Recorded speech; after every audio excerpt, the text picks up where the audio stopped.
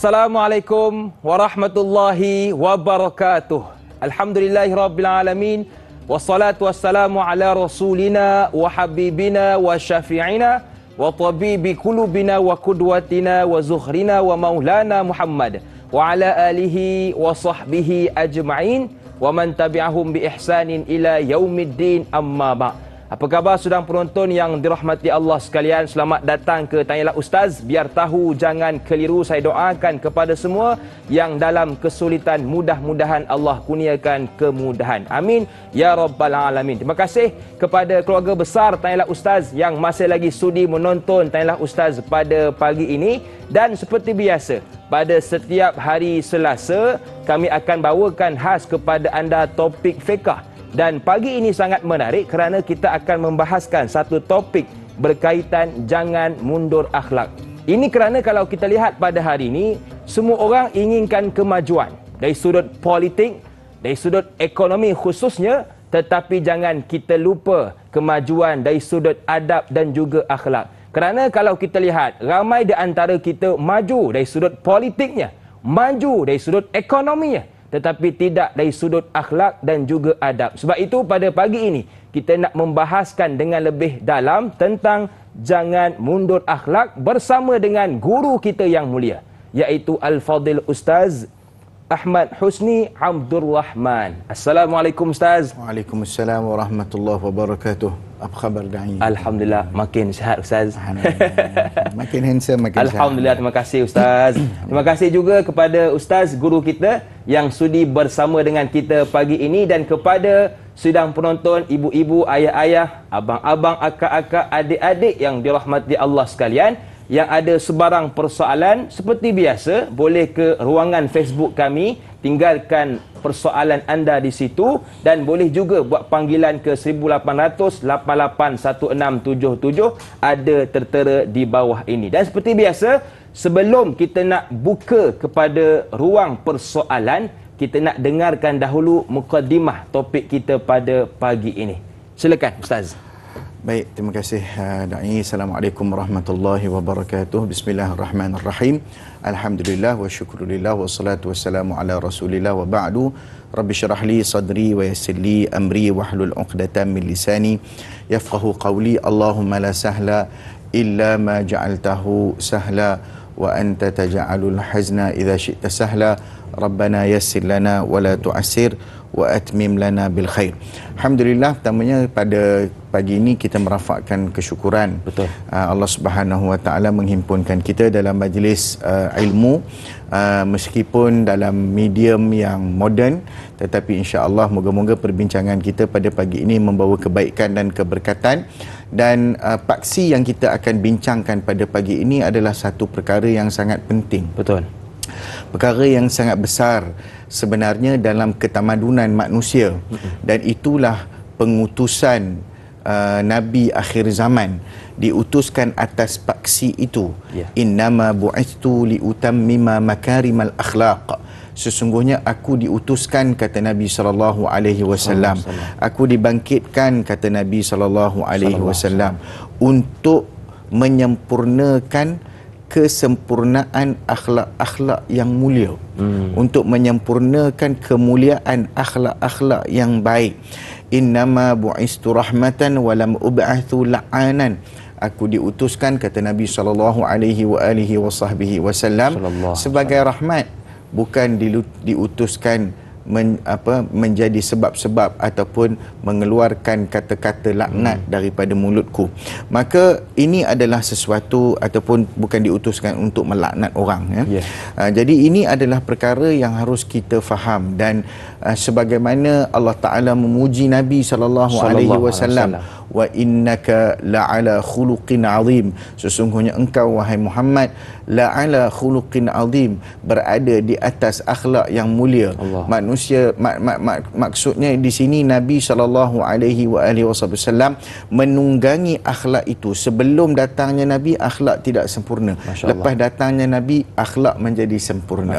Akhlak menjadi terpandu. Akhlak sudah ada guideline-nya. Akhlak sudah ada garis panduan. Akhlak sudah ada SOP-nya. Maka daripada kehidupan Nabi itu, kata Aisyah, kana khuluquhul Quran.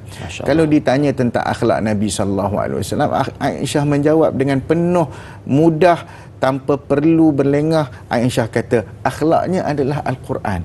Maknanya kalau kita tengok Nabi SAW itu adalah Al-Quran yang berjalan. Setiap perkara yang baik yang disebutkan oleh firman Allah Subhanahu Wa Taala itu, itulah akhlak baginda Nabi SAW. Ini menunjukkan, kalau kita bicarakan pada pagi ini percontohan kepada baginda Rasul. Baginda Rasul ni siapa? Dia adalah seorang yang manusia. Pertama sekali dia seorang insan. Yang kedua dia seorang lelaki. Yang ketiga dia adalah seorang nabi. Yang keempat dia adalah pemimpin. Yang kelima dia adalah ketua keluarga. Yang keenam dia adalah seorang yang menjadi nadi kepada masyarakat. Yang ketujuh dia seorang yang menjadi ikutan imam dan sebagainya. Dia nabi, dia nabi, dia menjadi ikutan dan sebagainya. Yang kesembilan dia seorang pemimpin perang. Dia seorang. Semua karakteristik yang ada pada diri Nabi SAW itu menggambarkan bahawasanya siapa sahaja yang jadi dalam diri kita, siapa pun diri kita, akhlak itu menunjangi dan juga menjadi sesuatu yang harus menjadi tulang belakang kepada apa sahaja yang kita lakukan. Sebab saya suka kaitkan dengan kata-kata Ahmad Syauqi.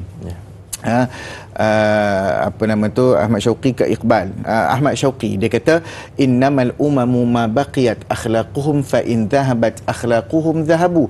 Sesungguhnya umat-umat itu selagi mana kekal akhlaknya, akan kekallah ketamadunan dan umat itu. Masya-Allah. Kelestarian umat itu berdasarkan kelestarian akhlak, kualiti, keteguhan, keutuhan akhlak yang berada dalam jati diri umat itu. Tetapi apabila akhlak itu hilang, maka umat itu juga akan hilang bersama hilangnya akhlak. Maka di sinilah yang harus kita faham bahawasanya akhlak bukan saja perbincangan yang orang kata ala akhlak ni pendidikan moral, benda yang belajar untuk jadi kita jadi moral baik lah, jadi baik, jadi moral, jadi noob kata budak-budak muda. Jadi orang yang memang nerd ikut aja kan. Betul. Ini semua teacher's pet dan sebagainya, itu bahasa budak-budak. Tetapi sebenarnya walaupun itu menjadi satu gurauan, tetapi kalau kita melupakan asas yang sangat besar dalam apa jua kehidupan kita, kerana Islam, kata Syekh Mahmud Shaltut, terbahagi kepada tiga: al-Islamu aqidatan wa syariatan wa akhlaqan. Islam itu syariah, akidah dan akhlak. Maknanya etika, akhlak, moral dan sebagainya melengkapi. Tidak akan ada fiqh, tidak akan ada syariat kalau nak dilaksanakan tanpa ada etika dan moral. Okey, akidah menunjangi sebagai satu paksi kita mengagungkan dan mentauhidkan Allah. Syariat menjadi satu benda yang kita uruskan, jalankan urusan mukallafin, jalankan urusan mukallaf di atas muka bumi. Akhlak menjadi pelengkap kepada perkara yang kita nak buat. Katalah kita semayang, tapi kita semayang tidak berakhlak dengan Tuhan. Kita berzakat tapi tidak berakhlak dengan Tuhan. Kita berzakat, kita tidak berakhlak dengan manusia, main campak saja duit zakat kepada fakir miskin. Bagaimana keadaan kalau kita berpuasa tetapi dalam puasa kita melanggar segala etika puasa? Maka ini adalah sesuatu yang harus kita tidak kesampingkan. Ia mesti lazim dalam kehidupan kita, dalam apa jua bahagian, tindakan, perspektif dan juga apa sahaja juzuk-juzuk kehidupan. Masya Allah, saya suka dengan kenyataan yang telah dilontarkan oleh Al-Fadhil Ustaz tadi, berkaitan jikalau hebat sesuatu akhlak bangsa itu, maka hebatlah ketamadunan bangsa tersebut. Baik, saya suka dengan soalan pertama pagi ini dari sahabat kita, kalau boleh saya bacakan. Muhammad Faizal bin Ahmad. Assalamualaikum. Waalaikumsalam. 4 golongan manusia yang tidak disentuh api neraka, iaitu hayyin, layyin, qarib dan syal. Keempat-empat melibatkan akhlak. Boleh Ustaz huraikan tentang hadis ini dan pentingnya menjaga akhlak terutama di akhir zaman ini. #biar tahu, jangan keliru. Terima kasih kepada Faizal atas soalan.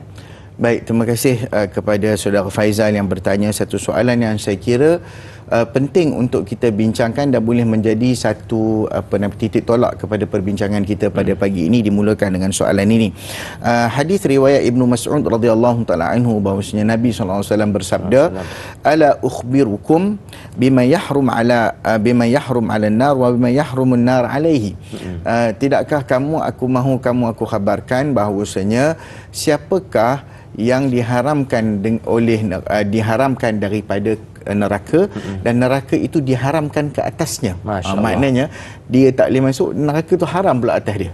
Hebat Kata Nabi sallallahu alaihi wasallam, ala kulli hayyinin layyinin qaribin sahlin. Mungkin kalau penonton tengok tu dia sebut dia eja SHAL, orang baca shawl ataupun syahal, sebenarnya sahal, macam tudung pula. Sebenarnya sahal. Okey, apa 4 sifat ni? Nombor 1 disebut hayyinin. Hayyinin ni maksudnya tenang, cool. Dia bukan cool maksudnya jangan orang faham tengok ni dia tenang aja, semua benda tenang, sampai dosa pun tenang, bahayalah. Janganlah macam tu. Tengok maksiat tenang, tenang, tak apa biar. Itu salah. Okey, kata Al-Imam Asy-Syafi'i, kalau di tempat kita perlu marah dan perlu menegur, mencegah kemungkaran, pada waktu itu kita tidak mencegah, maka kita adalah syaitan. Kata Imam Syafi'i rahimahullahu taala. Baik, itu tenang. Tenang ni maksudnya berada dalam keadaan yang stabil emosi dia. Stabil emosi, stabil psikologi, stabil dari sudut fizikal, itu ketenangan. Sebab dengan al-ana'ah, dengan ketenangan itu dapat menyuburkan sifat yang disebut sebagai al-hilm. Maknanya al-hilm ni satu sifat yang Allah Taala puji Nabi Halimun. Beberapa orang Nabi diberi dengan pujian Halim. Halim ni maksudnya apa? Orang yang mempunyai peribadian hilm, yang tenang, cerdik, bijaksana dan pandai menguruskan emosi sesuai dengan keadaan dan ketika. Itu ketenangan. Maknanya dia ada ketenangan, dia ada ni dengan al-ajalatu minasyaitan wa ta'anni minallah. Keluh kesah, kelam kabut, kalui, orang dah nak kalui awal tak kalut kan, kalui dan sebagainya, itu adalah al-ajalah daripada sumber-sumber kesyaitanan. Tetapi kalau ketenangan itu datangnya daripada Allah Subhanahu Wa Taala. Jadi itu ketenang, nombor 1. Nombor 2 disebut layyin, iaitu lembut. Lembut ni bukan lembut macam tu kan. Kena faham, lembut ini bermaksud cara kita menguruskan keadaan, cara kita menangani sesuatu perkara, cara kita bersantun dengan orang, bersantun dengan masyarakat, bersantun dengan jiran tetangga. Kalau orang sebut dia tu macam mana akhlaknya, Masya Allah lembut orangnya. Lembut orangnya itu maksudnya bila kita sebut, bila kita bercakap, cara kita. Tapi sebenarnya ini terkait dengan bagaimana cara kita dibesarkan, suasana kita, lokaliti pendidikan kita, latar belakang ilmu, latar belakang keluarga. Kalau latar belakang keluarga pagi-pagi dah menjerit, jadi dia begitulah, mempengaruhi lembut itu. Tapi kalau itu ustaz kami masuk tentera dengan cara tentera lah. Kan? Jangan tentera pula baris sedia, memang tidak lah tentera kan. Jadi kelembutan itu ada pada tempatnya. Dan kemudian disebut qarib. Yang qarib ni bermaksud dia dekat dan mudah melaksanakan ketaatan, sentiasa bersama dalam majlis-majlis ketaatan, sentiasa bersama dengan orang-orang yang melaksanakan ketaatan, bermujalasah, duduk dan bersahabat dengan orang-orang yang soleh, suka kepada kelompok-kelompok yang baik-baik. Kita tengoklah kelompok kita yang mana satu, kan? Kita nilai diri kita sendiri. Aku ni suka duduk grup mana? Grup situ ke, grup sini ke? Tengok balik grup WhatsApp kita. Ada grup WhatsApp kan? Grup paling WhatsApp mudah, paling mudah.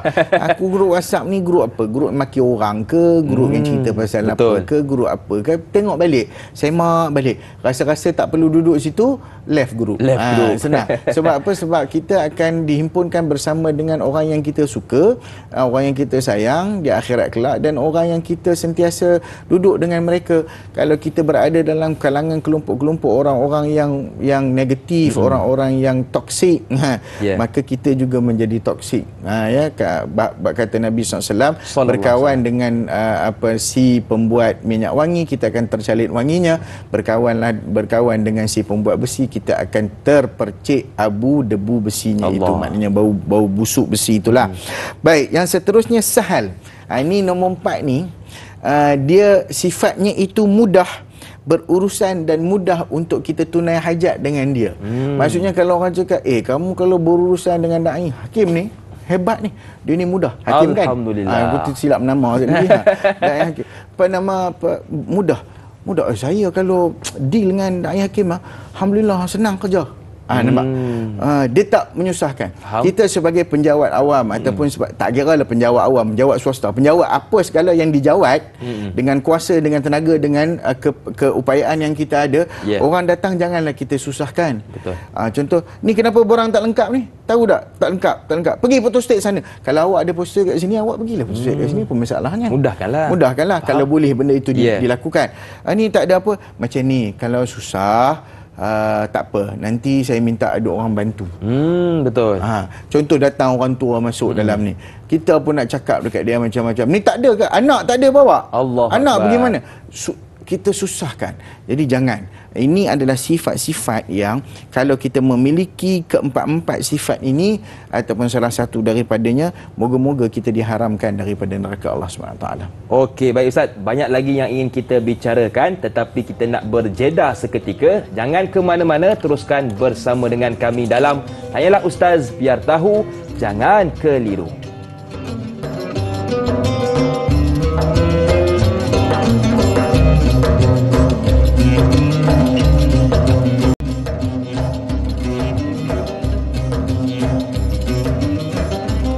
Terima kasih kepada anda yang masih lagi sudi bersama dengan kami dalam Tanyalah Ustaz, biar tahu jangan keliru. Masih lagi bersama dengan saya Da'i Hakim, juga guru kita Ustaz Ahmad Husni Abdul Rahman, membicarakan topik fiqh berkaitan jangan mundur akhlak. Baik, kita nak meraihkan soalan yang kedua pula pagi ini, datangnya dari sahabat kita bernama Mardabulu KN. Assalamualaikum Ustaz dan Da'i Hakim. Waalaikumsalam. Saya ingin bertanya, apakah ciri-ciri mundurnya akhlak seseorang itu?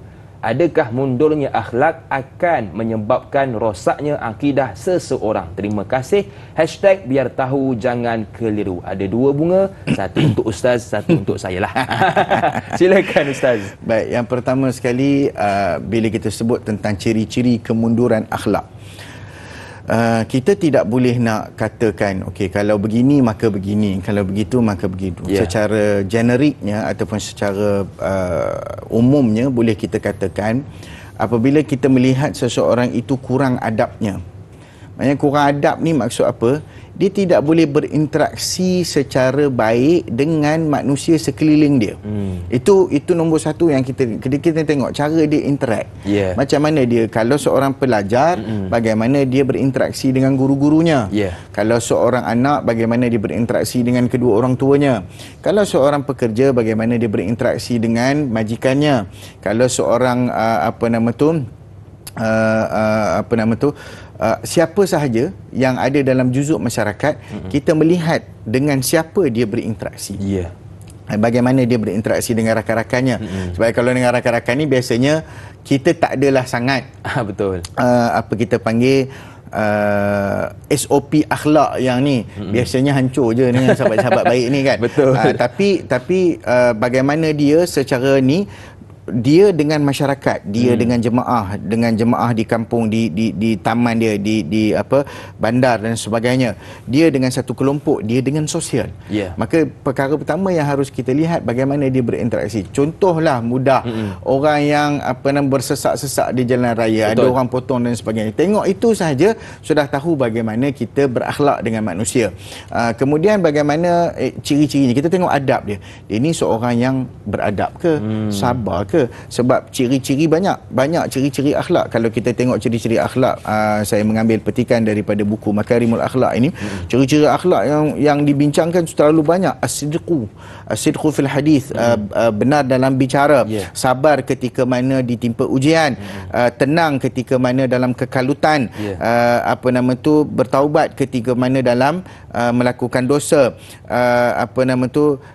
berinteraksi dengan membalas dengan cara yang baik ketika mana disakiti, menyambung silaturahim ketika manusia memutuskan hubungan, memaafkan ketika mana dizalimi, tegas dan juga berprinsip dalam setiap urusan dan perkara, ihsan, kasih sayang, rahmat, kasihan belas, empati, simpati, kelembutan dalam tindakan, dan semua yang lawan daripada itu buruk lah. Betul. Yang tadi itu kan. Bahasa mudah ni. Bahasa mudah. Yang lawan daripada itu semua buruk lah. Jadi itu ciri-ciri dia. Dan mundur akhlak apakah dia akan menyebabkan kekacauan pada akidah? Dia boleh lead kepada tersebut. Dia boleh membawa kepada kemunduran akidah. Sebab orang yang akidahnya sempurna, mana mungkin akhlaknya binasa. Setuju. Kan? Orang yang sempurna akidahnya, sebab orang yang sempurna dan molek akidah ni, dia punya akhlaknya tip-top, adab dia dengan Tuhan nombor satu. Betul. Kalau adab dia dengan Tuhan nombor satu, adab dia dengan manusia insya-Allah lah. Tapi kalau kita tengok adab dia dengan manusia macam ada kurang, maknanya kita boleh tag lah, dia ni adab dengan Tuhan pun mungkin ada kurang kuat. Betul. Mungkin dia baik dari sudut ni, tetapi kebaikan dia tu perkara kan kita dengar berbanyak hadis-hadis Nabi. Seorang wanita yang ibadatnya cukup sempurna, puasa sunat, solat malam sebagainya, tapi mulutnya puaka. Mulutnya menyakiti jirannya. Allah. Mulutnya menyakiti, ya guys. Kan? Mulutnya menyakiti orang. Masuk neraka pasal benda tu. Allahu Akbar. Kerana benda tu. Sebab apa? Sebab dia memang ada correlation. Betul. Kita bila akhlak tu dah terlalu buruk, akhirnya kita juga akan buruk akhlak kepada Allah Subhanahu Wa Taala. Macam mana orang buruk akhlak? Bila jadi sesuatu marah kepada Tuhan, tak puas hati kepada Tuhan, melanggar apa hukum Tuhan, buruk akhlak dengan Allah Subhanahu Wa Taala. Jadi hati-hati, jangan kita biarkan diri kita terlalu berlama-lama dalam kebejatan. Takut-takut itu membawa kita kepada melakukan dia boleh jadi rosaklah dari sudut akidah itu. Mungkin tidak terkeluar daripada Islam. Jangan kita faham rosak akidah tu keluar daripada Islam, murtad, tak. Tapi dia boleh mengganggu kita punya kemurnian dari sudut akidah. Wallahu alam. Okey guys, jom kita perbaiki akhlak kita kepada pencipta dan juga kepada manusia. Baik Ustaz, kita ada seorang pemanggil di talian. Assalamualaikum. Siapa di sana? Waalaikumsalam warahmatullahi wabarakatuh. Dai Luqman Hakim dan juga Ustaz Ahmad Husni Abdul Rahman. Saya Omar Abdul Majid dari Felda Cini Timur 3, Pekan Pahang. Assalamualaikum Ustaz dan Dai. Waalaikumsalam warahmatullahi wabarakatuh. Ya, soalan saya begini Ustaz. Kita ni kadang-kadang ada keluarga ni memang kebiasaannya berbahasa kasar sikit Ustaz. Dia didik daripada kecil dengan bahasa yang kasar. Contohnya lah, budak ni lah, natangnya budak. Kadang-kadang dia cakap macam tu. Kita ni rasanya kalau tak biasa Ustaz, rasa Allah, apalah dia macam ni caranya, sampai tak sanggup nak dengar kita Ustaz. Jadi persoalan saya Ustaz, apakah ini juga dikira kekurangan, kemunduran akhlak tu, ataupun bagaimana Ustaz? Tapi dalam keluarga dia tak apa Ustaz, itu biasa macam yang kita yang mendengar dia rasanya pedih telinga, rasanya tipis telinga kalau kita dengar. Kalau dengar dia cakap bahasa kesat dia tu, bahasa kasarnya tu. Jadi saya mohon pencerahan Ustaz, apakah di sudut pandangan Ustaz dan Islam dan Ustaz sendiri mengenai perkara yang macam ini Ustaz, akhlak yang kita nampak tak begitu elok dan boleh dianggap sebagai akhlak, tak ada akhlak langsung, ataupun tiada sopan santun, budi bahasa tak ada langsung dalam keluarga macam ini, apakah dikira mundur akhlak macam ini Ustaz? Itu soalan saya Ustaz dan Dai.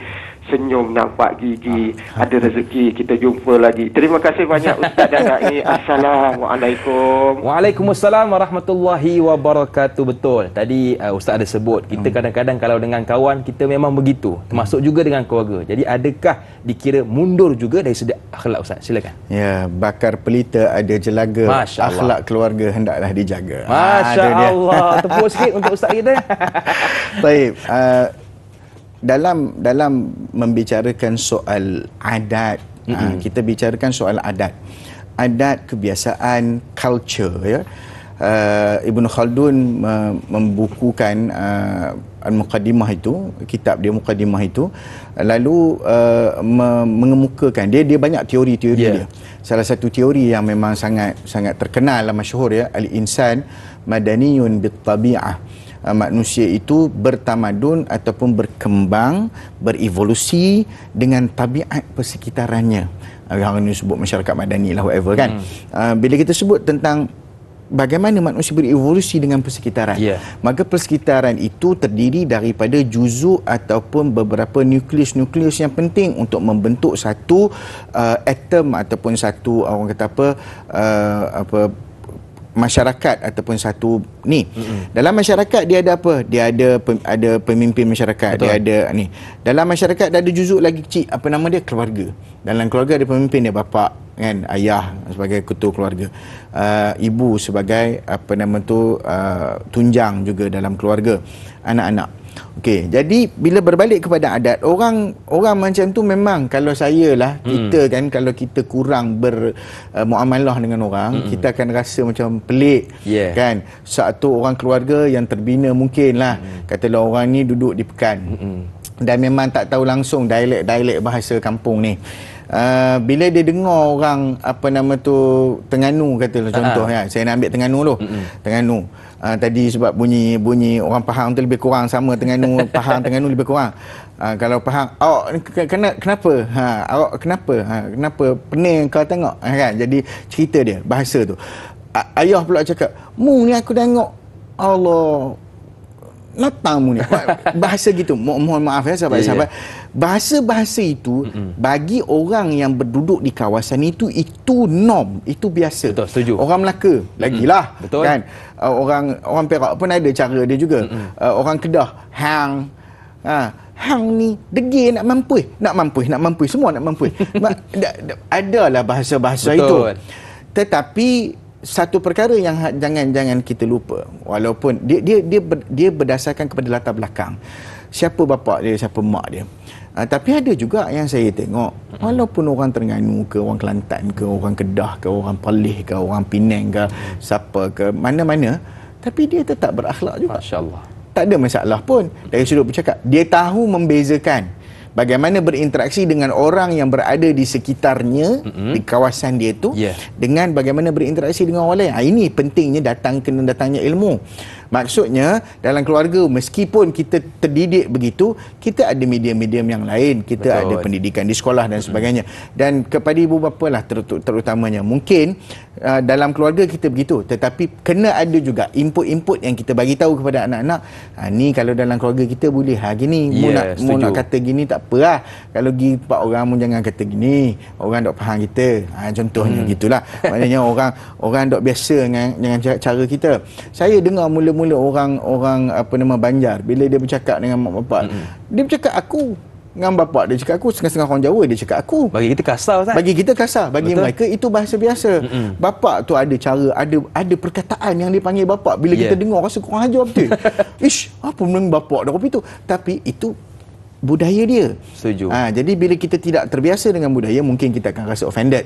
Tetapi bagaimana sekalipun, keluarga ke ataupun sebagainya, sebagaimana apa pun uruf dan adat kita mesti ada satu pengetahuan, betul, bagaimana berinteraksi apabila dengan umum, Masya Allah, dengan masyarakat, supaya orang tak tersalah pandang, orang tidak tersalah anggap, orang tidak tersalah tindakan. Okey, baik Ustaz, kita nak berjeda sekali lagi. Jangan ke mana-mana, teruskan bersama dengan kami. Pastinya dalam Tanyalah Ustaz, biar tahu, jangan keliru.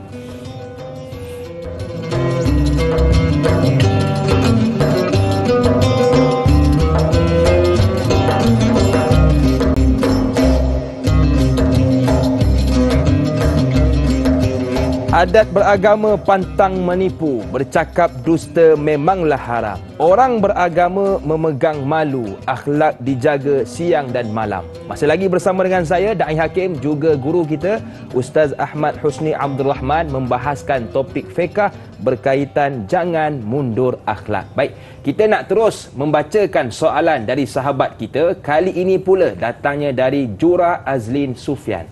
Assalamualaikum Ustaz, Da'i dan kru. Tanyalah Ustaz. Waalaikumsalam. Yang pertama, adakah salah satu tanda mundurnya akhlak Muslim itu bila mana dia meninggalkan agama Islam, Al-Quran dan Sunnah Rasulullah sallallahu alaihi wasallam? Yang kedua, adakah cara menegur dengan mendatangkan kisah dari Al-Quran tentang kaum terdahulu yang mengalami krisis akhlak yang buruk kepada semua golongan, terutama remaja masa kini, boleh dijadikan satu usaha membendung masalah tersebut? Mohon pencerahan. Terima kasih. Hashtag biar tahu jangan keliru. Terima kasih juga kepada Jura atas soalan. Silakan Ustaz. Baik, terima kasih Da'i Hakim. Soalan yang orang yang bertanya, carilah bunga harum baunya, akhlak yang Masya mulia Allah. Itulah serinya. Saya tak boleh dengar pantun, memang dia jawab. Memang dia jawab. Baik, yang pertama sekali, itu juga bila kita bercakap dalam prosa pantun, dalam pantun dan sebagainya, itu menunjukkan adab dan akhlak orang Melayu yang begitu terjaga pada Masya zaman Allah. silam. Dia menggunakan bahasa-bahasa yang indah. Kalau dia nak tegur, kalau dia nak marah pun dia pantun. Pantun juga. Maknanya marah datang dalam bentuk pantun. Orang yang kena marah tu pun Suka mendengarnya. Okey lah sikit. Betul. Kan. Puas melilau mencari kunci kan. Perangai engkau inilah yang aku benci. Contoh kan. Tak apa, orang pun macam okey. Betul, dapat terima lah kan. Tapi wallahualam lah, tak tahulah kot tiba-tiba pula satu Malaya berpantun nanti susah pula. Baik. Mundurnya akhlak sebab tinggal Al-Quran, ya. Ya, sebab Al-Quran dan Sunnah itu adalah sumber akhlak. Masya Allah. Apabila kita meninggalkan kedua-duanya, maka kita akan meninggalkan. Contoh dalam Al-Quran, apa yang Allah Ta'ala sebut, inna akhlasnahum bi khalisatin zikrad dar. Sesungguhnya kami, kata Allah SWT, telah mengangkat mereka, memurnikan mereka, menganugerahkan mereka bi khalisatin. Khalisah dalam Quran itu merujuk kepada akhlak yang tinggi. Satu situasi akhlak yang tinggi, zikrad dar. Maknanya memperingati semua, maknanya dalam keadaan semua, maknanya dalam keadaan mereka itu membina tamadun, membina peradaban. Akhlak itu adalah sesuatu yang sangat mulia. Man amila salihan min dzakarin wa unsa, siapa beramal soleh. Amal soleh ni termasuklah akhlak yang baik. Falanuhyiyannahu hayatan thayyibah, kami akan hidupkan mereka, daripada lelaki dan perempuan, hidupkan mereka dengan kehidupan yang baik. Lilladzina ahsanul husna, orang-orang yang memperbaiki, memperelokkan sesuatu yang elok, yang molek. Apa yang elok dan molek? Akhlak dan adab. Masya Allah. Itulah yang elok dan molek. Walaqad karramna bani Adam, sesungguhnya kami memuliakan anak Adam. Dzalika wa man yu'azzim sya'airallah fa innaha min taqwal qulub. Itulah orang yang mengagungkan syiar-syiar Allah. Apa syiar-syiar agama? Agama ini terkenal dengan adabnya. Bagaimana orang Islam dulu gemilang dengan akhlak. Nabinya adalah seorang manusia yang sangat mementingkan urusan akhlak. Tertariknya orang kepada Nabi SAW. Tertariknya orang, seorang badui datang bertemu dengan Nabi, menarik rida Nabi SAW sehingga berbekas tubuh Nabi SAW. Tapi Nabi menyantuninya dengan penuh hikmah, dengan penuh keajaiban. Lantas dia sendiri berucap, berorator di hadapan masyarakat. Dia kata apa? Dia kata fawallahi, sumpah juga tu, demi Allah, tadi ni aku datang, dia ni manusia aku paling benci, aku paling tak suka, tapi sekarang ni aku balik, dia manusia yang paling aku sayang. Subhanallah. Jadi ini akhlak tu berjaya merubah kondisi manusia, mengubah jiwa, dia dapat menarik hati. Dalam hadis sallallahu alaihi wasallam, Nabi SAW, akmalul mu'minina imanan ahsanuhum khuluqa, sebaik-baik, sesempurna orang mukmin beriman itu adalah yang terbaik dari sudut akhlak. Ahabbul ibadi ila Allah ahsanuhum akhlaqan, sebaik-baik hamba yang paling dicintai Allah yang paling mulia akhlaknya. Innallaha yuhibbul karam, Innallaha karimun yuhibbul karam wa yuhibbu ma'alil akhlaq wa yakrahu safsafaha. Sesungguhnya Allah Ta'ala itu mulia, sukakan kemuliaan, cintakan ketinggian akhlak dan benci akhlak-akhlak yang jelek, pelik, rendah sifatnya. Nampak tak? Betul. Maksudnya kalau memang confirm dia tinggalkan Al-Quran, dia tinggalkan sunnah, confirm. Saya selalu sebut orang yang melakukan bid'ah ni maksud, jangan faham bid'ah dari sudut melakukan amalan ataupun ibadah yang tidak dilakukan, ataupun mereka yasa ibadah yang tidak dilakukan oleh Nabi. Tapi bid'ah dari sudut akhlak. Apa maksud dia? Dia tinggalkan akhlak Nabi SAW. Allah. Dia ni buat bid'ah paling besar sekali. Maknanya Allah. Nabi tu diutuskan dengan akhlak, dia tinggal akhlak habis. Allah. Settle lah. Tapi janganlah pula kita kata setiap event tu ada dia punya kaedah dia. Janganlah pula cakap kat sini, oh ni kena berakhlak, ni kena akhlak, kena tengok dia punya keadaan dan ketika. Baik, nombor 2, cara tegur dengan mendatangkan kisah, ya betul. Itulah yang harus kita pelajari daripada Al-Quran. Betul. Bagaimana Allah menyebut sifat kaum Lut, sifat kaum Nuh, sifat kaum Ad, Saleh dan sebagainya. Umat Ad, umat Nabi Saleh. Semua cerita-cerita itu menunjukkan kepada kebejatan akhlak. Allah.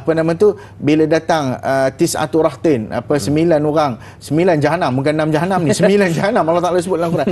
Akhlak mereka, Allah. Bagaimana mereka berakhlak dengan Nabi.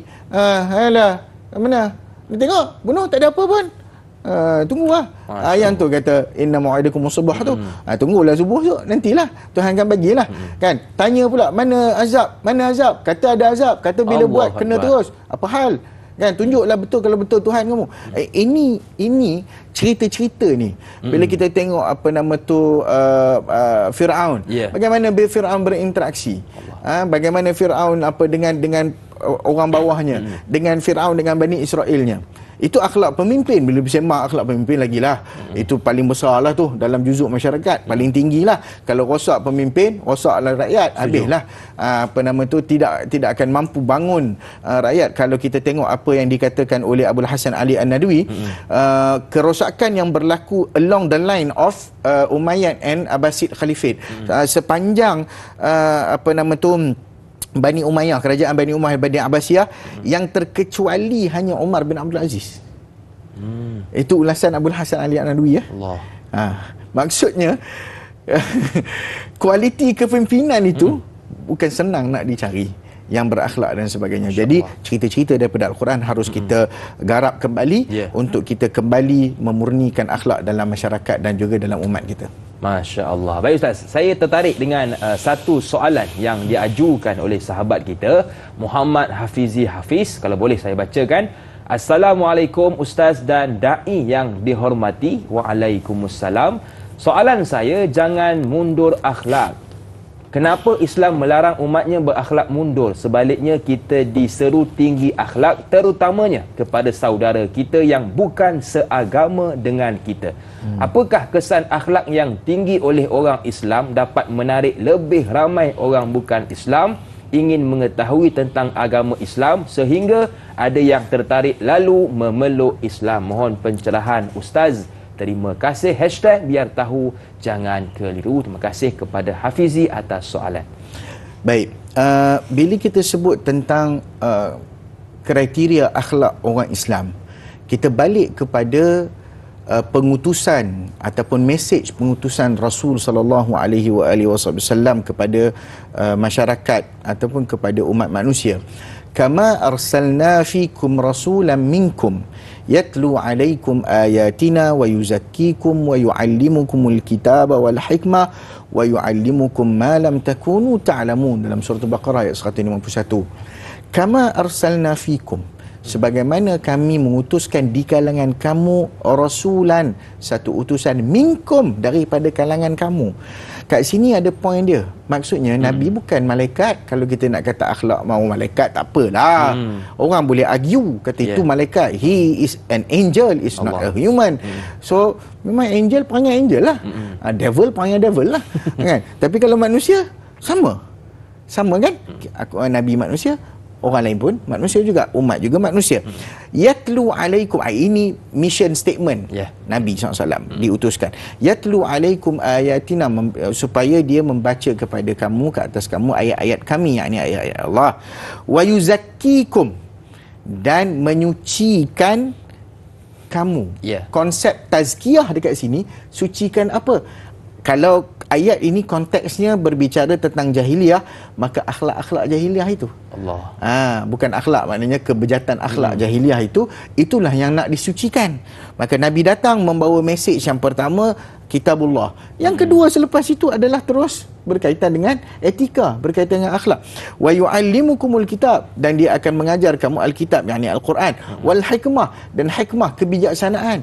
Hikmah juga bukan maksud kebijaksanaan semata-mata. Hikmahnya dalam bertindak, hikmah dalam berbicara, hikmah dalam bermuamalat. Wa yu'allimukum, dan dia mengajar kamu ma lam takunu ta'lamun, sebelum ni benda yang kamu tak pernah tahu, maknanya tak pernah wujud, tak pernah exist dalam your community, dalam community masyarakat Arab jahiliah. Nabi datang, dia bawa satu benda yang agak lain, special, kan? Satu benda yang memang exquisite datang daripada Nabi SAW.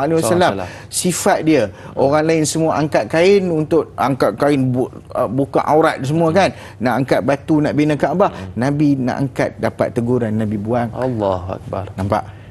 Okey, bagaimana dia berinteraksi, cara Nabi bermuamalat, berniaga. Kenapa orang tertarik dengan perniagaan Rasulullah SAW? Sebab bahasanya, tutur kata dia, Masya Allah, kehebatan dia, pengetahuannya, product knowledge-nya, itu yang membentuk peribadi Rasul SAW, yang Allah, akhirnya orang tertarik. Ya, betul, kan?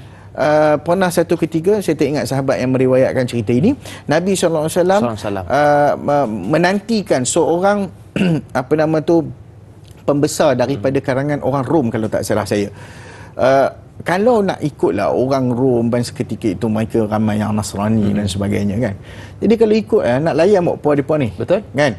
Tapi tak, Nabi sampai satu peringkat tempat yang diduduki oleh Rasulullah, dia pergi cari tempat lain, dia pergi ambil pula macam satu bantal, letak pula, dia suruh orang tu duduk. Subhanallah, Masya Allah. Nampak seorang wanita tua diberitahu kepada Rasulullah, ni ada seorang wanita berhajat. Dia pun tengok wanita, dia tak panggil. Tengok, dia tak panggil. Ada setengah orang, dia nak tunjuk, kata dia tu ni. Tak. Lepas seorang pergi kat dia, tarik, bawa pergi ke satu lorong. Ya, cik, ada apa, cik? Masya Allah.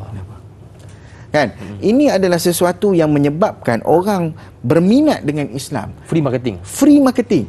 Kita ada, saya ingat satu kata-kata daripada Ustaz Zul Ramli, saya pinjam kata-kata dia. Kita adalah pengguna Islam yang mungkin baik, tapi kita bukan pemasar Islam yang baik. Allah Akbar. Sebab apa? Sebab kita boleh tunjuk kat orang tak berkenal langsung.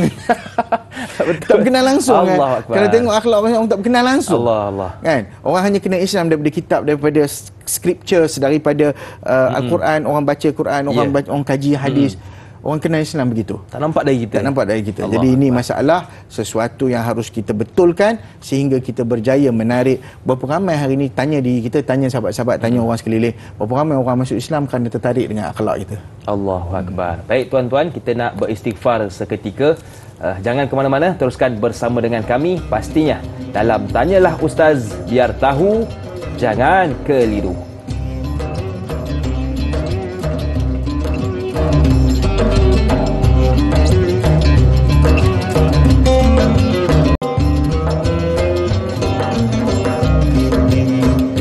Kembali bersua dalam Tanyalah Ustaz, biar tahu, jangan keliru. Buat anda yang mungkin baru bersama dengan kami pagi ini, kita sedang membicarakan topik fiqh berkaitan jangan mundur akhlak bersama dengan guru kita, iaitu Ustaz Ahmad Husni Abdul Rahman. Baik, jadi kita nak terus meraihkan soalan-soalan yang seterusnya, dan kali ini pula, kalau boleh saya bacakan, datangnya dari sahabat kita bernama Sarasik Cik Cik. Assalamualaikum Ustaz dan Da'i. Waalaikumsalam.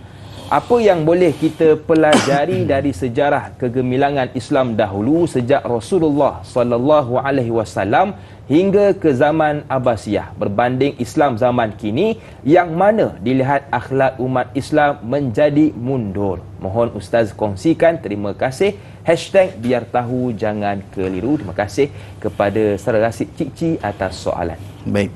Ini satu soalan yang sebenarnya menarik kembali kita melihat kepada sejarah umat yang begitu panjang.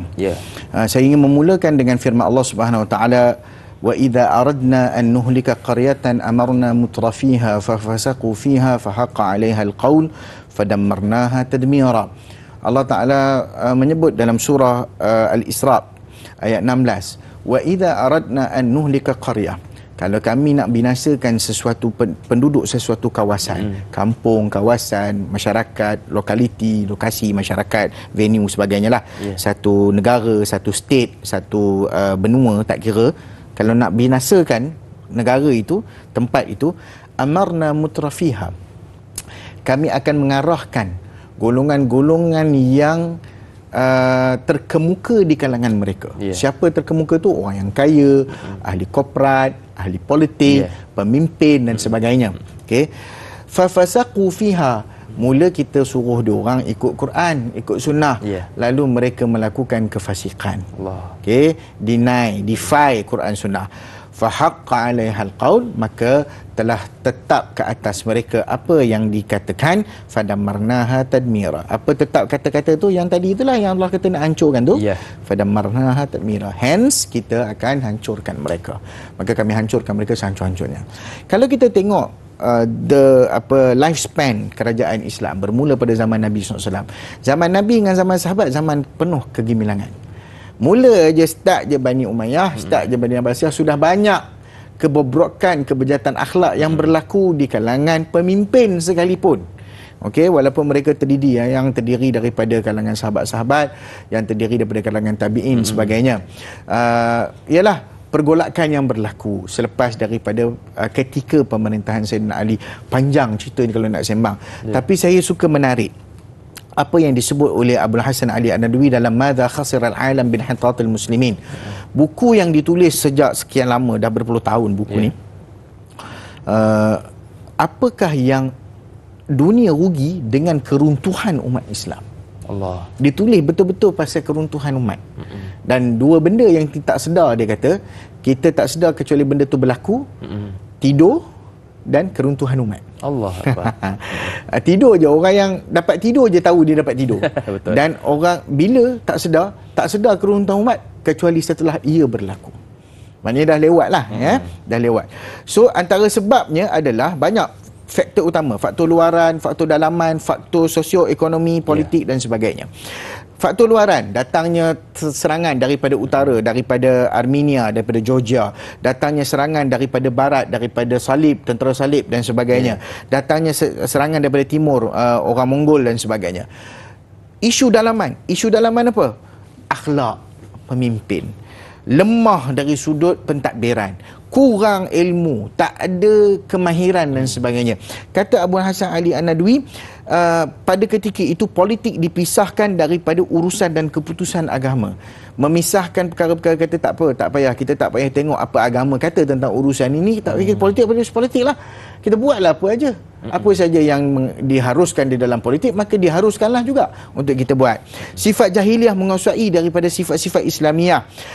Sebagaimana yang dinukilkan cerita-cerita ini, evidence-evidence ini dalam kitab Al-Aghani oleh Al-Asfahani dan juga kitab Al-Hayawan oleh Al-Jahiz. Menukilkan kebejatan moral penguasa, raja yang suka berfoya-foya sampai minum arak dan sebagainya. Mereka mengubah sunnatullah yang ada pada fil ladina khalau min qabl. Bagi orang yang sebelum tu mereka mengamalkan sunnatullah dari sudut bukan sahaja syariat, sunnatullah baiknya, urus takbir, tata kelola semua elok. Tapi mereka ubah, maka berlakulah runtuh Islam. Bermula sejak orang Eropah dah percaya, ataupun orang Eropah ketika itu dia tengok, dia kata apa, orang Islam ni dah tak boleh uphold dia punya syariat. orang Islam dah tak mampu dah nak bawa syariat dia, nak bawa akhlak dia. Maka ketika itu kita serang, kata orang Eropah. Hilang fokus dalam perbincangan, duk fokus pasal cerita falsafah, bincang teori-teori teologi Yunani sampai lupa. Akhirnya timbul bid'ah dan kesesatan yang banyak dan lupa ilmu praktikal. Waktu Al-Wasik memerintah tak kompeten, tak tahu ilmu seni pentadbiran, tak tahu ilmu-ilmu alat keduniaan. Ada orang kata, tak apalah, hal ni hamba tak tahu. Kita tak tahu ni. Ataupun saya tak tahu, Allah ni, hai dunia ni, ana tak apa, ana tak apa. Tak. Kena ambil tahu. Ini sebab keruntuhan. Sebab apabila pemimpin tak tahu apa yang dipimpin, dia harap kat orang Turki je. Orang Turki tu yang pandai. Betul. Jadi dia orang boleh manipulasi pemimpin sebab pemimpin tak tahu. Contoh kan, dia seorang ketua di pejabat CEO ke, siapa ke, dia tak tahu hal-hal keuangan, hal-hal perakaunan, tak tahu. Tak tahu hal-hal yang berkaitan dengan kepengurusan, tak tahu hal yang berkaitan dengan finance, tak tahu hal yang berkaitan dengan ni, tak tahu hal berkaitan dengan SOP, polisi dan sebagainya, tak tahu hal-hal, tak tahu. Oh tak tahu, tak apalah, percaya kat you lah. Dia boleh manipulasi kita lah. Bahayalah. Itu yang berlaku. Kata mereka, apabila berlakunya pergantungan ini, bila mutawakil ganti, dah tak dapat nak buat apa dah. Nak kerajaan Abbasiyah ni. Dah hujung-hujung. Al-Mu'taz dengan Al-Muntasir berebut kuasa. Anak-anak berebut kuasa. Masalah dari sudut politik, hilang sistem berlakunya pemberontakan sehingga kacau pemberontakan yang dilakukan oleh orang Syiah dan juga Khawarij. Kacau kestabilan ekonomi politik. Ini semua sebab apa? Sebab akhlak. Allahu Akbar. Punca dia akhlak. Punca utama. Kemudian dari sudut Osmaniyah, pemimpin berpoya-poya dan sebagainya, sehingga pada akhirnya kejatuhan Osmaniyah yang masih lagi cuba dipertahankan oleh Sultan Abdul Hamid yang kedua, disebabkan oleh makar yang dibuat oleh Theodor Herzl yang kita tahu, Yahudi itu, bersama dengan Kamal Atatürk la'anahumullah. Maksudnya mereka itu yang melakukan makar sehingga jatuhnya kerajaan Turki Osmaniyah. Sebab apa? Waktu ketika itu pemimpin-pemimpin sebelumnya buat hutang dengan Yahudi. Hutang terlalu banyak. Jadi tawaran daripada Theodor Herzl adalah untuk dijual tanah-tanah Palestin. Dia kata kalau kamu jual semua tanah Palestin, sebab dia tulis kan the Jewish state tu kan, kalau kamu jual tanah Palestin, bagi kat kami orang Yahudi, kami habis semua hutang langsai. Tapi Syed Abdul Hamid kata apa? Tak, Palestin bukan tanah aku, bukan milik pemerintah, bukan milik khalifah, dia milik umat Islam. Masya Allah. Aku tak boleh jual. Masya Allah. Dan dia haramkan tanah-tanah orang Islam untuk dijual kepada bukan Islam. Masya Allah. Dan diharamkan pada ketika tanah Palestin dijual kepada Yahudi, sehingga mereka melakukan ada satu gerakan yang dimulai juga oleh Kamal Atatürk, merangka satu kumpulan namanya Youngsters yang bawa ni sehingga berjaya menjatuhkan Turki. Dan pada ketika itu kebejatan akhlak yang berlaku sebelum itu, ceritanya pada zaman Abbasiyah pernah berlaku, lupa semayang hari raya sebab sibuk nak buat persiapan hari raya. Allahu Akbar. Nampak? Jadi perkara-perkara macam ni, isu-isu macam ni, kata Abu Hasan Ali Nadwi, bila seorang pemimpin itu meninggalkan perkara-perkara yang utama dalam kehidupan dia, maka memang akan rosak. Tak kiralah seutuh mana kerajaan ni. Tak bertahan, Ustaz. Takkan bertahan. Okey, baik. Jadi itu kita banyak membicarakan tentang adab ataupun akhlak berkaitan politik sosial. Kali ini pula kalau boleh kita tekankan dalam bab pendidikan, kerana kita banyak mendengar kata-kata adab ataupun akhlak itu lebih baik daripada orang yang berilmu, ataupun kalau kita ada ilmu tapi tidak berakhlak maka sia-sia. Mungkin Ustaz boleh ulas sedikit kenyataan tersebut. Silakan. Baik. Memang benar. Setinggi mana ilmu seseorang itu, kalau dia tidak ada akhlak maka hilang segala keilmuan itu, tidak dipandang lagi. Dan berapa ramai dalam asar-asar yang kita dengar, berapa banyak asar yang kita dengar, kami duduk mempelajari akhlak, adab berpuluh tahun sebelum kami mengaji ilmu. Apa maksud itu? Maksudnya pengukuhan itu berlaku, tapi kena beza. Ada orang kata dia ni tak berakhlak, tak berakhlak sebab ni. Kalau dalam keadaan dia berbincang itu, contohnya perbincangan debat. Bincang debat dia bukannya bersenandung debat ni. Betul. Debat cara debat lah. Jadi akhlak debat tu dia ada dia punya SOP dia. SOP debat. Memang ada orang tinggi suara, ada orang rendah, ada orang. Tu cara masing-masing lah. tak berakhlak lah. Tak boleh, nama pun debat. Okay, so debat.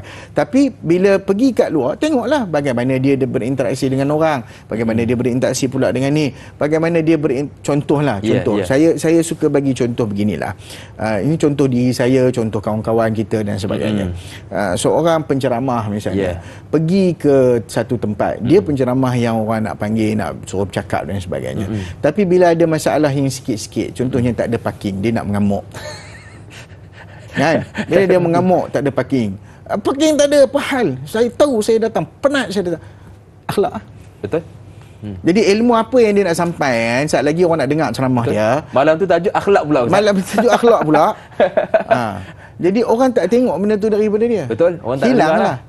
Begitu juga bagi orang-orang alim yang sombong dan bongkak dengan ilmu dia. Tak ada. Jadi isunya, kalau orang itu berilmu, sudah tentu dia akan berakhlak. Setuju. Sudah tentu dia akan berakhlak. Sebab apa? Sebab ilmunya itu akan memandu kepada akhlaknya. Tetapi kalau orang tu mungkin berilmu tapi akhlaknya tak ada, dia hanya ibarat seperti keldai yang membawa buku-buku yang banyak di belakangnya. Jadi itu sahaja yang mampu untuk kita katakan supaya kita sedar bahawasanya memang tidak ada apa-apa kecualilah dengan ketinggian akhlak. Baik, Tanya Ustaz di TV3 akan berakhir di sini, tetapi teruskan bersama dengan kami sedang penonton di TV Senaman selepas ini dalam Tanya Ustaz, biar tahu jangan keliru. Jumpa selepas ini.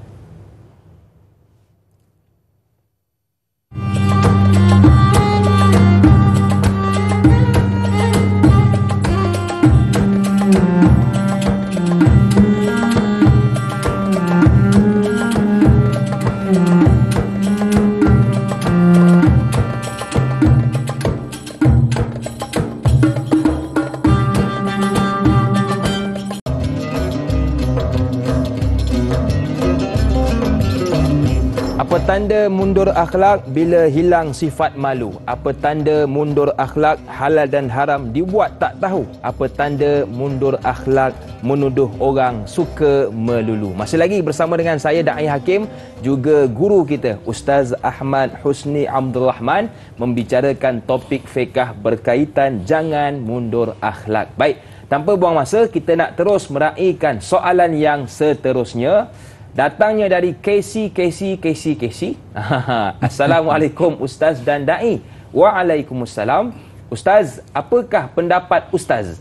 Zaman telah berubah, perangai manusia juga sering berubah.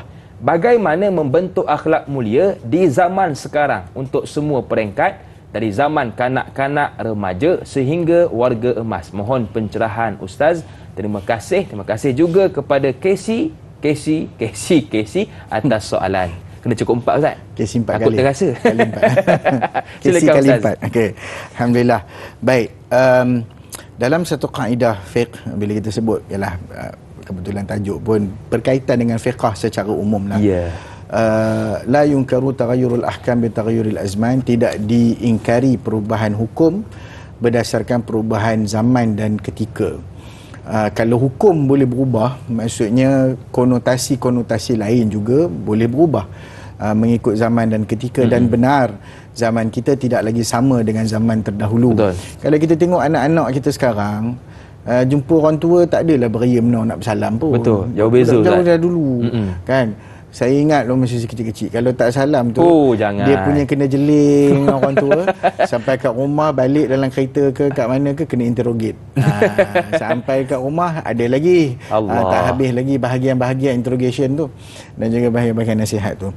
Jadi perkara-perkara ini sebenarnya harus dipupuk kembali. Betul. Sebab apa? Sebab kalau kita hilang kualiti-kualiti, sebab orang Melayu kita dia punya kualiti-kualiti yang tertentu. Ada norma-norma, adab-adab, akhlak-akhlak dalam masyarakat yang dijaga sekian lama. Tapi dengan keberjatan masa, peredaran masa, anak-anak hari ni, kalau kita bicarakan tengah soal anak-anak, bukan anak-anak je pun. Betul. Orang tua pun dah jadi macam tu dah. Sebab semua mata dah terpaku pada skrin. Kan? Setuju. Kadang-kadang bagi salam kan ni, bagi salam kat sini, Assalamualaikum, dia jawab Waalaikumsalam. Jawab tapi tak pandang. Jawab kat sini. Jawab kat sini. Salam sini. Allah jawab Akbar. Kat sini. Kan? Sembangnya tak. Lepas tu duduk dua-dua tapi tak bercakap, tak ada interaksi. Pergi makan. Jom. Mana? sekian kedai kan.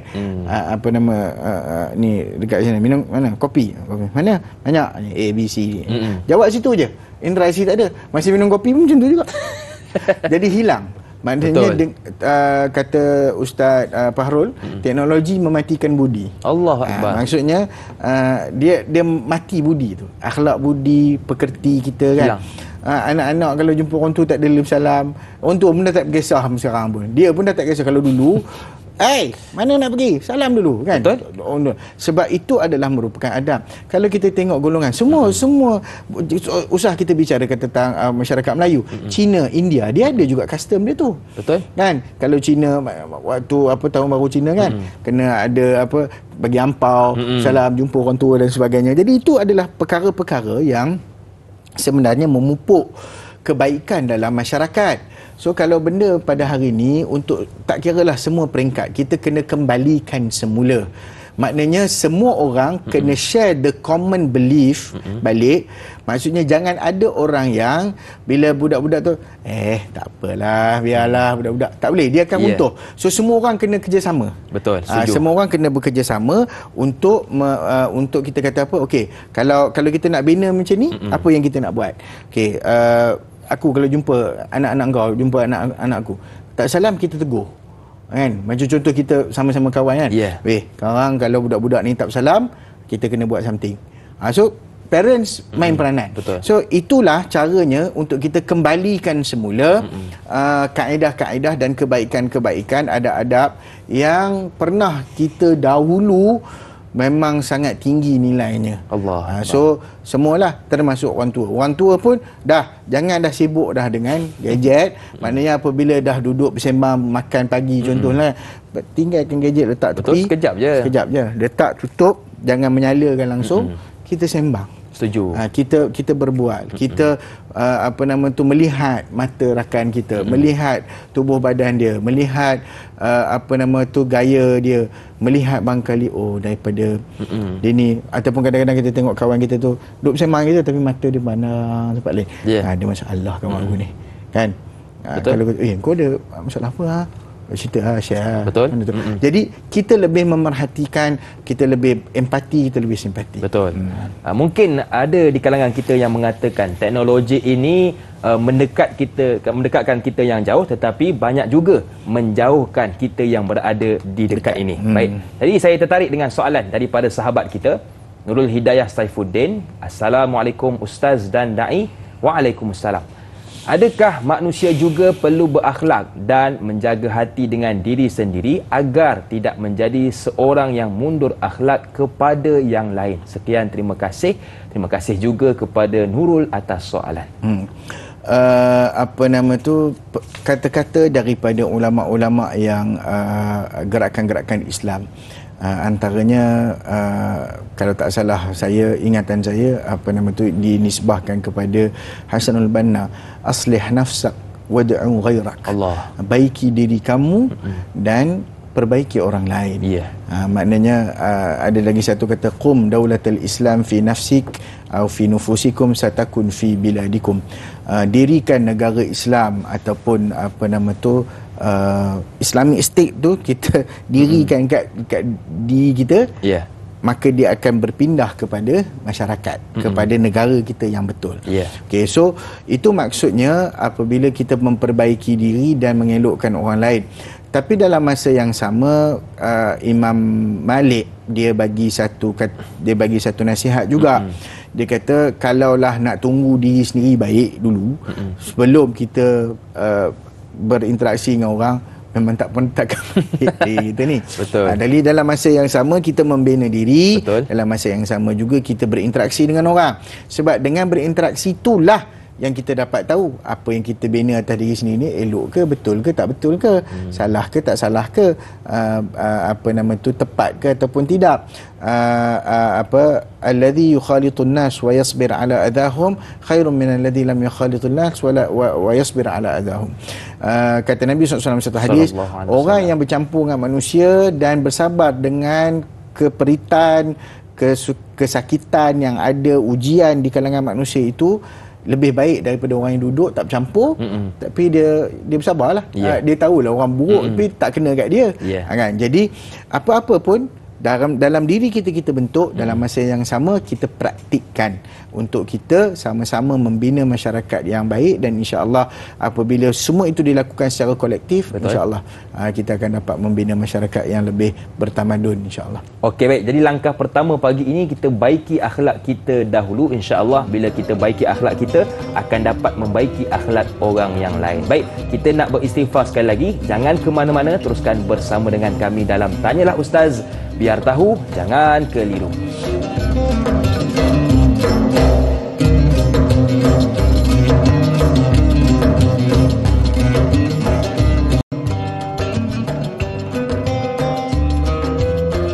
Taat umat memegang adat di mana duduk akhlak senonoh. Akhlak jahat dibuang cepat supaya hidup tidak bermusuh. Terima kasih kepada sedang penonton yang masih lagi sudi bersama dengan kami dalam Tanyalah Ustaz. Biar tahu, jangan keliru. Dan kita nak terus meraihkan soalan dari sahabat kita, jejak yang hilang. Assalamualaikum Ustaz dan Da'i. Waalaikumsalam. Terkadang penampilan Islamik langsung tidak seiring dengan akhlak yang ditonjolkan yang sangat dibimbangi, membawa fitnah kepada agama.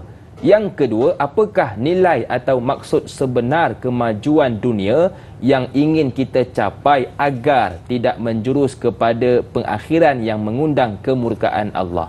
Mohon perkongsian ilmu dari Ustaz. Terima kasih. Terima kasih juga kepada jejak yang hilang atas soalan. Silakan Ustaz. Baik. Terima kasih jejak yang hilang. Soalan pertama itu sebenarnya ia bertitik tolak kepada gaya kita didik dan juga sarwa pandang kepada apa yang kita faham. Setengah orang ini, bukan setengah orang, kebanyakan daripada kita lebih mementingkan soal gaya daripada intipati. Okey, mungkin dia memakai pakaian yang Islamik. Bukan kita nak katakan okey, apakah pakaian yang Islamik? Ada orang kata pakai songkok Islamik. Kan? Saya juga pernah ditegur oleh netizen dan juga ni, kadang-kadang bila datang tanyalah Ustaz, bila ni pergi ceramah tak pakai songkok. Ustaz apa ni tak pakai songkok? Ni marah. Ustaz apa ni tak pakai kepiah? Tak ada pun ciri-ciri agama. Nampak? Ciri-ciri agama tu diletakkan pada pakaian. Itu silap. Pakaian yang menutup aurat tak kira lah.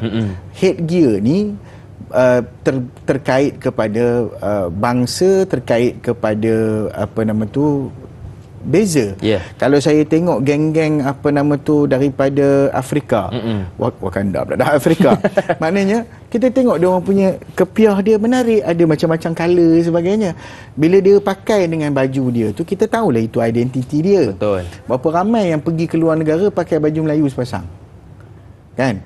Tapi bila kita berinteraksi dengan orang yang ni, ada juga orang yang kalau kita tanya kepada sahabat-sahabat kita yang belajar dengan guru-guru, yang syekh, yang alim-alim, pakai kot, pakai tie, biasalah. Itu biasa. Pakaian dia tak mencerminkan apa-apa. Tak ada. Kalaulah dia pakai serban sekalipun, ada seorang sahabat Nabi pakai serban tapi mengutuk Nabi kat belakang. Allah Akbar. Semayang belakang Nabi SAW. Kan? Itu pakaian is nothing. Ada orang yang serban tebal semua, tapi bila jumpa orang senyum pun tidak. Nak kena layan dia macam raja. Kita bagi salam, pernah bagi salam pada satu kumpulan. Waktu tu kita pakai baju biasalah, baju t-shirt, bagi salam, Assalamualaikum. Tengok tak jawab pun, jeling. Pasal kita mungkin tak pakai kepiah macam dia, kita tak pakai serban besar macam dia. Kan? Jadi itu bukannya. Dan itu lebih memburukkan agama. Sebab apabila dia berperwatakan seperti orang agama dan bersikap seperti orang yang tidak ada agama, maka dia memang lagi-lagi merosakkan agama, dahlah membawa imej agama. Betul. Sebab tu saya ingat almarhum ayahanda saya pernah sebut dia kata, bukan aku tak suka, dia bahasa dia rumah lah, dia orang belah utara.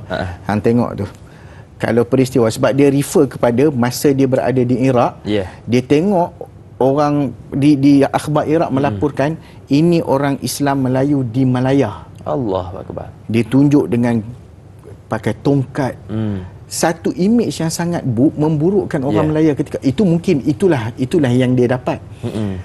Lalu dia kata, kamu tengok, kalau orang yang telah didakwa dekat mahkamah, kan, waktu nak bawa tu yang kena gari pakai baju kalorin ke kalau apa tu, tengok apa nama tu, semua dia pakai apa?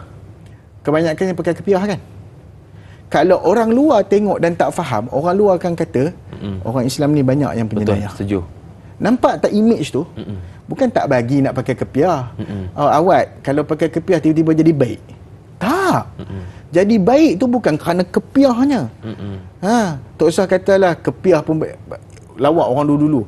Ustaz, kepiah boleh tercabut kalau lagu tu. Bukan takat kepiah boleh tercabut. Kepiah duduk atas kepala pun boleh buat dosa lagi. Betul. Kan? Boleh ni lagi. Sebab itu bukan, itu tidak menggambarkan. Islam bukan digambarkan. Wa innallaha la yanzuru ila suwarikum wala ila ajsamikum. Tuhan tak tengok pun rupa kamu. Tak tengok pun. Yang Tuhan nilai adalah hati, Tuhan nilai adalah jiwa, Tuhan nilai adalah perkataan kita. Ilaihi yas'adul kalimut tayyib. Naik ke atas jumpa Tuhan itu adalah perkataan-perkataan yang tayyib, baik. Betul. Akhlak yang baik itu yang Tuhan ni. Berapa ramai orang yang masuk syurga kata Allah Subhanahu Wa Taala. Apa nama tu? Dalam syurga, ma min syai'in asqalu fil mizan min khuluqin hasan. Tidak ada benda yang lebih berat di sisi timbangan di sisi Allah daripada akhlak yang baik. Pakaian nothing. Betul. Sebenarnya. Itu harus kita perbetulkan, dan orang-orang yang membawa imej agama ni tolong jaga adab. Betul. Kalau tidak, anda lah peruntuh dan perosak agama sebenarnya. Anda sangka anda bawa agama, tapi sebenarnya anda lah yang merosakkan agama. Betul. Nombor dua, nilai kemajuan dunia tak menjurus. Ya, nilai kemajuan dunia dah ditetapkan. Dalam perbahasan tentang siasah dunia, orang kata apa? Siasah ni apa? Iqamatuddin wa siyasatud dunia bihi. Membangunkan agama, mendirikan agama dan memerintah dunia dengan konsep-konsep apa nama tu, intipati, rukun-rukun dasar-dasar agama. Jadi bila kita letakkan betul kita punya matlamat, matlamat kita memimpin bukan untuk diri kita sendiri. Matlamat kita memimpin adalah untuk masyarakat umum, masyarakat kita, rakyat kita, bangsa kita, negara kita, umat kita, siapa yang kita pimpin. Itu kalau matlamat kita jelas, maka matlamat yang jelas akan membawa kepada tindakan yang jelas. Tindakan yang jelas akan membawa kepada sikap yang jelas. Sikap yang jelas, sikap yang baik akan membawa kepada kebaikan. Baik, jom kita baiki akhlak kita supaya kita menjadi, bak kata Ustaz Zul Ramli tadi, penunggang dan pemasar yang baik kepada agama Islam. Baik, kita nak terus menaikkan soalan. Kali ini pula datangnya dari seorang pemanggil. Assalamualaikum, siapa di sana? Waalaikumsalam warahmatullahi wabarakatuh. Saya Ismail. Okey, soalan saya begini, tanya Ustaz. Bagaimanakah kita akan terkesan dengan kemunduran akhlak dalam kehidupan seharian? Okey, kemudian saya nak bagi pantun kadang inilah. Manis rasanya buah salak, beli di kedai haji $4. Hidup kita sentiasa berakhlak, menjadi contoh teladan Rasulullah. Senyum nampak gigi, ada rezeki jumpa lagi. Assalamualaikum warahmatullahi wabarakatuh. Waalaikumsalam warahmatullahi wabarakatuh. Ada dua pantun tu Ustaz. 4 rangkap 1, 2 rangkap 1. Ustaz kena balik 6 rangkap. Kena balik 6 rangkap. 6 balik 6 rangkap tak ada. Masa tak ada orang ni. Masa tak ada, betul. Silakan Ustaz. Okey, baik. Apa kesan dia?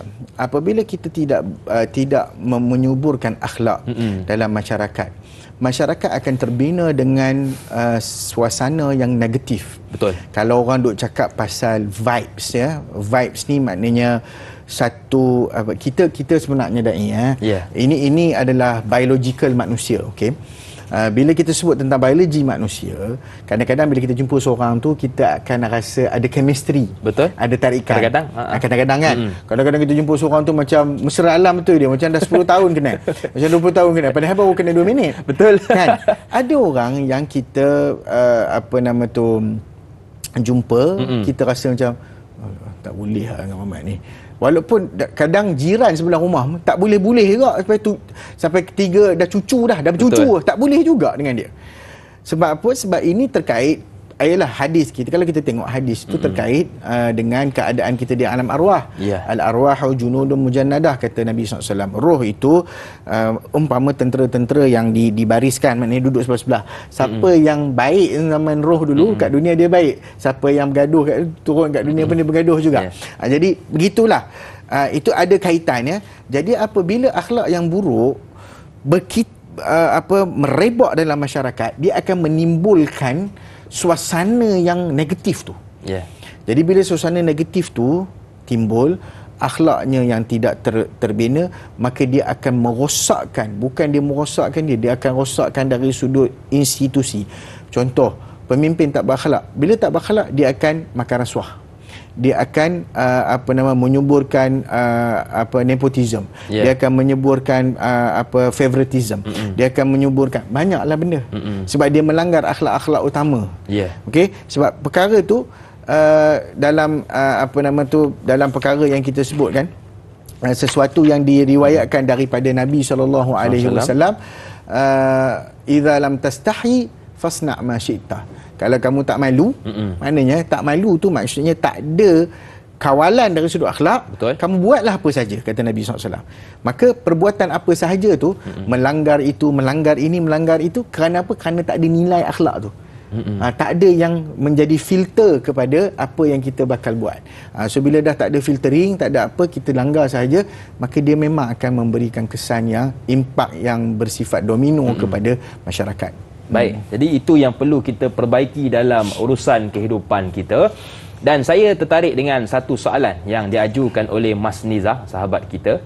Assalamualaikum Ustaz, Da'i dan semua serta penonton, tanyalah Ustaz. Waalaikumsalam. Soalan saya, benarkah seberapa banyak ilmu dan amalannya seseorang jika adab dan akhlak mundur, maka umpama manusia berperangai haiwan? Mohon penjelasan Ustaz dan terima kasih. #biar tahu jangan keliru. Terima kasih kepada Mas atas soalan. Silakan Ustaz. Baik. Allah Subhanahu wa taala sebut dalam Al-Quran, wa laqad zara'na li jahannama katsiran minal jinni wal insi lahum qulubun la yafqahuna biha wa lahum a'yunun la yubsiruna biha wa lahum adhanun la yasma'una biha ulaika kal an'ami bal hum adall. Allah Ta'ala sebut perumpamaan manusia seperti haiwan. Bahkan lebih teruk daripada haiwan. Dan kami telah isi perut neraka jahanam, kami penuhkan perut neraka jahanam, katsiran minal jinni wal insi, berapa ramai manusia dan jin, lahum qulubun, mereka mempunyai hati tetapi tidak mahu memahami, tidak mahu berfiqah dengan hati nurani mereka, akal budi mereka rosak, kefahaman mereka tersalah, berselerak, tak mampu nak menakuli dan memahami perkara yang betul mengikut hikmah dan kaedah yang betul.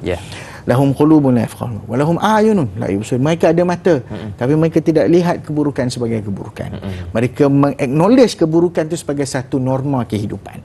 Mereka menganggap sesuatu yang baik itu dan mereka membutakan mata daripada melihat keburukan-keburukan untuk dicegah dan dibawa dan dibawa keluar daripada dalam masyarakat. Walahum azanun la yubs walahum ayunun walahum azanun la yasma. Mereka ada telinga tapi tidak mahu mendengar pesanan-pesanan, tidak mahu mendengar nasihat-nasihat, tidak mahu mendengar perkara yang benar, menafikan kebenaran, menolak kebenaran dan sebagainya. Maka ulaika kal an'am, kata Allah, mereka seumpama binatang, balhum adal, bahkan lebih teruk daripada binatang. Maksudnya kondisi mereka ini, meskipun dia ada ilmu, dia ada apa semua, tidak mampu menyelamatkan dia. Sebab apa? Sebab dia mungkin mengambil ilmu tu kerana niat yang salah. Betul, niat tak betul. Kerana apa? Dia kata, aku ada ilmu, aku boleh jadi orang begini dalam masyarakat. Aku ada ilmu, aku akan dipandang sekian. Aku ada ilmu, aku akan ini. Orang akan menilai aku supaya aku banyak sijil, aku banyak sanad, aku banyak ini apa semua. Tapi orang akan pandang aku. Bila seorang itu sudah takabur dengan ilmu dia, apa lagi yang nak diharapkan? Betul.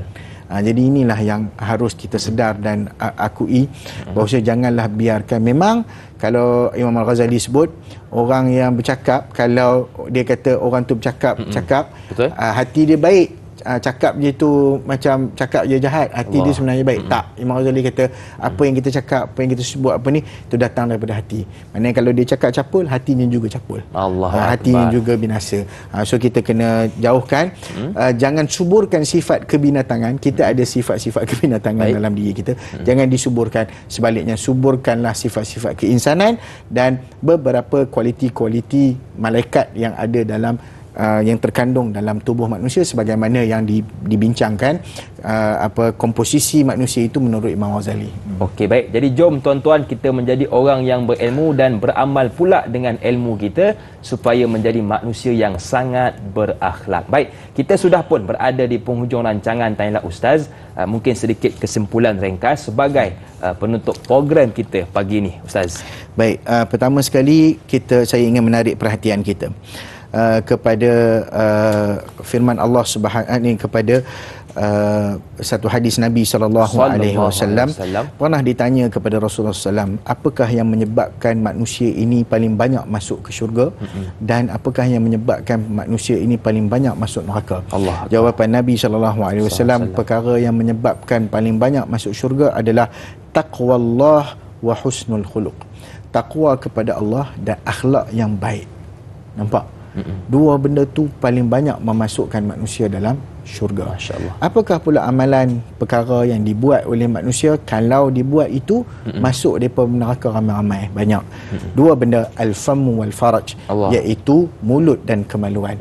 Bahana mulut, bahana kemaluan. Dua ini merupakan sesuatu yang menyebabkan manusia terperosok dalam neraka Allah SWT. Jadi bila kita dah nampak evidence ini, bukti-bukti ini daripada Al-Quran, daripada hadis, kita perbaiki diri kita. Kalau masih ada nyawa di kandung badan, maka itulah kesempatan yang harus kita gunakan. Kalau ada sebelum-sebelum ini barangkali kita telah terlepas masa kita, tetapi belum terlambat untuk kita membuat perubahan. Selagi mana nyawa belum sampai ke tenggorokan, moga-moga Allah Subhanahu Wa Taala menerima journey kita itu, perjalanan kita itu ke arah yang lebih baik, dan moga-moga kita dimatikan dalam keadaan terbaik. Baik Ustaz, kita pun sudah berada di penghujung masa, maka sedikit doa ringkas, mudah-mudahan program kita mendapat barakah Allah Subhanahu Wa Taala. Silakan. Bismillahirrahmanirrahim. Alhamdulillahirabbil alamin. Wassalatu wassalamu ala rasulil amin Muhammadin wa ala alihi wa sahbihi ajma'in. Allahumma inna na'udzubika min munkaratil akhlaq wal a'mal wal ahwa wal adwa. Allahumma hdina li ahsanil akhlaq la yahdi li ahsaniha illa anta. Allahumma hdina li salihil a'mal. Allahumma hdina li salihil a'mal. Allahumma hdina li salihil a'mal wal akhlaq fa innahu la yahdi li salihiha wa la yasrifu sayyi'aha illa anta. Ya Allah, ya Tuhan kami, hidayahkanlah kami dengan akhlak yang baik. Bantulah kami untuk beramal dengan akhlak yang mulia, agar dengan itu kami dapat diterima memasuki syurga-Mu yang indah lagi baik, ya Allah. Ya Allah, terimalah amalan kami, jauhkanlah kami daripada perkara-perkara yang membawa kami kepada kekufuran, kefasikan dan kemaksiatan. Rabbana atina fid dunya hasanah wa fil akhirati hasanah wa qina adzabannar. Alhamdulillahirabbil alamin. Amin ya rabbal alamin. Terima kasih kepada Ustaz Ahmad Husni yang sudi bersama dengan kita pagi ini, dan kepada keluarga besar Tanyalah Ustaz, teruskan menonton Tanyalah Ustaz pada esok pagi bersama dengan sahabat saya iaitu Dai Aiman dan juga panelnya Ustaz Muhammad Jazlan Abdullah di bawah topik ibadah insafi dosa silam. Seperti biasa bermula 6.50 pagi. Akhir kata, elok anak kerana dikandang dengan budi senonoh. Elok nama akhlak terpandang, sepanjang zaman menjadi contoh. Saya Tanya Hakim mohon izin undur diri. Ada rezeki kita jumpa lagi. Assalamualaikum warahmatullahi wabarakatuh.